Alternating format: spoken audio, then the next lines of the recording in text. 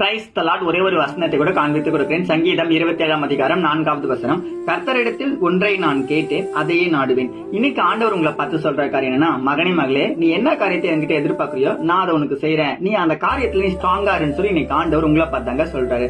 நம்ம என்ன தெரியுமா பண்றோம், நம்ம ஏசப்பா கிட்ட நிறைய காரியத்தை கேட்கிறோம். கேட்கறதுல தப்பே கிடையாது. எப்படி தெரியுமா கேட்கிறோம், பாத்தீங்களா ஆண்டவரே, நேத்து வந்த பையன் வீடு வாங்கிட்டான், பாத்தீங்களா ஆண்டவரே பைக் வாங்கிட்டான், பாத்தீங்களா ஆண்டவரே அவன் வீடு கட்டிட்டான், பாத்தீங்களா ஆண்டவரே அவன் தான் நல்லா இருக்காண்டவரே, அவங்களுக்கு திரும்ப என் லைஃப்ல ஒரு ஆசீர்வாதத்தை கொடுங்களான்னு சொல்லிட்டு உலகத்துல இருக்க மனிதர்களை பார்த்து அவங்களுக்கு இது கிடைச்சிச்சு இவங்களுக்கு இது கிடைச்சிச்சுன்னு சொல்லிட்டு நம்ம என்ன பண்றோம், அவங்கள பார்த்து நம்ம ஏசப்பா கிட்ட சில நேரங்கள ஜபத்து மூலியமா கேட்கிறோம். அப்படி கேட்கறது தப்புங்க. நமக்கு என்ன வேணுமோ அது நம்ம ஏசப்பா கிட்ட கேட்டா நிச்சயமா நமக்கு ஏசப்பா செய்வாருங்க. ஏசப்பா வராருன்னு தெரிஞ்சுக்கிட்டு கண்ணுத்திரையர் ஒருத்தர் போயிட்டு தாவீதின் குமாரனே எனக்கு இறங்குங்கன்னு சொல்லி கேட்கிறாரு. அதுக்கு ஏசப்பா சொல்றாரு, உனக்கு என்னப்பா வேணும்னு. இன்னைக்கும் ஆண்டவர் நம்மள பார்த்து கேட்கிறாரு, மகனே மகளே உனக்கு என்ன வேணும், உனக்கு என்ன வேணும் என்கிட்ட கேளு, நான் உனக்கு செய்யறேன், நீ ஒன்று கேளு, அந்த ஒன்றுல ஸ்ட்ராங்கா நிச்சயமா அதை பெற்றுக்கொள்ளுன்னு சொல்லி இன்னைக்கு ஆண்டவர் உங்களை பார்த்தா சொல்றாரு. உங்க மனசுக்கு தான் தெரியும் உங்களுக்கு என்ன தேவைன்ட்டு, அதை மட்டும் கேளுங்க, நிச்சயமா பெற்றுக்கொள்ளுவீங்க. விசுவாசிக்கிறீங்கன்னா ஆமென் போட்டுக்கோங்க. இதே போல ஆகிற வசனங்களுக்கு என்ன ஃபாலோ பண்ணிக்கோங்க. கர்த்தர் தாமே உங்களை ஆசீர்வதிப்பாராக. God bless you.